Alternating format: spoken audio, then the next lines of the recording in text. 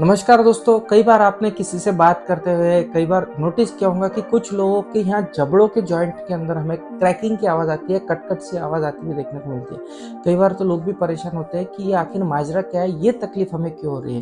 तो ऐसे लोगों के लिए बहुत अच्छी दवा है होम्योपैथी में जो इस स्पेसिफिक कंप्लेंट के ऊपर एक्ट करती है। दवा का नाम है रेस्टॉक्स 30। रेस्टॉक्स 30 की 2-2 बूंद ऐसे लोगों ने लंबे समय तक लेना चाहिए, जिससे धीरे-धीरे करके उनकी ये समस्या हमें जड़ से जाती हुई देखने को मिलती है। तो ये क्रैकिंग ऑफ जॉ इसे हम कहते हैं, या जबड़ा फटना भी हिंदी में कई लोग इसे कहते हैं। इसके लिए स्पेसिफिकली ये दवा बहुत अच्छी तरह से काम करती है। आशा करता हूँ ये टिप आपको हेल्प कर रही होंगी। प्लीज़ चैनल को सब्सक्राइब करना, लाइक करना, इस वीडियो को ना भूलें। नमस्ते।